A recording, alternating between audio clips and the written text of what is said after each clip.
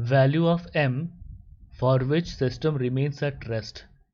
Okay, pulleys and strings are ideal.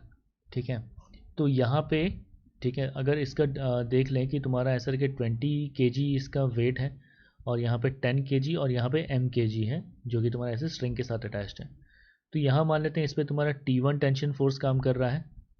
ठीक है, और ये चलो रेस्ट पे है, तो यहाँ पे नीचे की तरफ इसका वेट काम कर रहा है 10g जो कि है तुम्हारा 100 न्यूटन। तो यहाँ पे देख सकते हैं that T1 is equal to 100 newton और इसका जो मास है वो तुम्हारा m है। तो यहाँ पे नीचे की तरफ इसका वेट काम कर रहा है mg और इसका टेंशन ले लेते हैं T2। तो यहाँ पे लिख सकते हैं that T2 is equal to mg। ठीक है, तो बेसिकली ये ब्लॉक जो है इट इज़ बीइंग पुल्ड, इस डायरेक्शन में T2 फोर्स के साथ पुल हो रहा है, इस डायरेक्शन में T1 फोर्स के साथ पुल हो रहा है। ठीक है, और इसका खुद का वेट जो है वो नीचे की तरफ काम कर रहा है तुम्हारा 20g। ठीक है, तो अब तुम्हारा 20 kg ब्लॉक के रिस्पेक्ट से देखते हैं। तो 20 kg ब्लॉक के लिए तुम्हारा नीचे की तरफ में इसका वेट काम कर रहा है 20g और ऊपर की तरफ में नॉर्मल रिएक्शन फोर्स काम कर रहा है n। ठीक है, और n इक्वल टू लिख सकते हैं तुम्हारा 20g के बराबर। ठीक है, इस डायरेक्शन में तुम्हारा फोर्स काम कर रहा है that is equal to T2 equals mg। ठीक है, और इस डायरेक्शन में फोर्स जो काम कर रहा है दैट इज इक्वल टू तुम्हारा T1 इक्वल्स 100 न्यूटन। ठीक है, और यहाँ पे कोफिशिएंट ऑफ फ्रिक्शन तुम्हारा 0.4 दिया हुआ है। तो यहाँ पे इसका लिमिटिंग वैल्यू क्या होगा फ्रिक्शन फोर्स का। ठीक है, फ्रिक्शन फोर्स किसी भी डायरेक्शन में काम कर सकता है, डिपेंड करता है T1 और T2 के वैल्यूज़ के ऊपर। तो friction force is equal to mu into N. ठीक है, तो friction force is equal to mu का वैल्यू कितना था 0.4 इंटू एन, तो ये कितना हो जाएगा 200। ठीक है,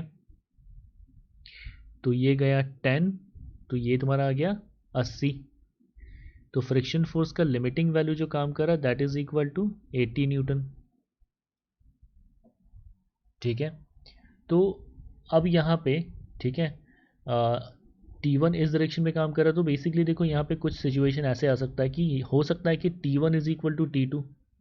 ठीक है, तो यहाँ पे एक कंडीशन हो सकता है कि अगर तुम्हारा T1 is equal to T2 हो गया तो इस केस में तुम्हारा कोई फ्रिक्शन फोर्स इस पर एक्ट नहीं करेगा क्योंकि तुम्हारा बैलेंस्ड फोर्सेस वाला सिचुएशन हो गया। तो ऐसे में 20 kg तुम्हारा रेस्ट पे होगा। ठीक है, ये तुम्हारा पहला केस हुआ। दूसरा केस हुआ कि तुम्हारा मान लो T1 अगर ज़्यादा है, तो बेसिकली T1 अगर ज़्यादा है T2 अगर कम है, तो इसको बैलेंस करने के लिए क्या हो जाएगा T1 will be equal to friction force plus T2। ये एक सिचुएशन है। इस सिचुएशन में भी सिस्टम तुम्हारा रेस्ट पे रह सकता है, इस डायरेक्शन में ज़्यादा फोर्स है, इस डायरेक्शन में कम फोर्स है। ठीक है, थर्ड केस देखते हैं तुम्हारा जब T2 अगर ज़्यादा हो गया तो ऐसे में क्या हो जाएगा बॉडी का tendency towards right side slide करने का होगा।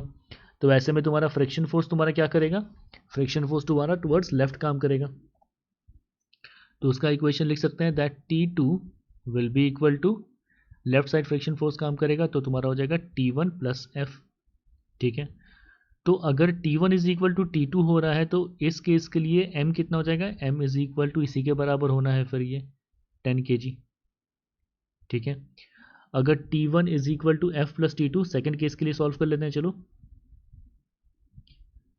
T1 का वैल्यू कितना था, T1 का वैल्यू था तुम्हारा 100 is equal to friction force का वैल्यू कितना था 80 इज इक्वल टू T2 क्या है mg के बराबर है, सॉरी प्लस mg। ठीक है, तो हम यहाँ से देखें ये क्या हो जाएगा, यहाँ इस तरफ 20 हो गया, g का वैल्यू 10 ले लेते हैं तो m कितना हो जाएगा, m is equal to 2 kg आ रहा है। ठीक है, और यहाँ पे इस केस के लिए अगर सॉल्व करके देखें T2 इज इक्वल टू कितना है mg इक्वल्स, यहाँ पे क्या हो जाएगा T1 हो गया तुम्हारा 100 प्लस F तुम्हारा कितना हो गया फ्रिक्शन फोर्स 80, G का वैल्यू 10 ले लो, RHS में कितना आ रहा है 180 आ रहा है, तो M का वैल्यू आ गया तुम्हारा 18 kg। तो देख सकते हैं या तो मास 10 kg होना चाहिए, या तो 2 kg होना चाहिए, या तो 18 kg होना चाहिए। ठीक है, तो यहाँ पर हम देख सकते हैं कि ऑप्शन में सिर्फ तुम्हारा 2 और 18 दिया हुआ है, 10 नहीं दिया हुआ है। तो option number B and option number C are the correct options for this given problem. Option B and option C are correct options.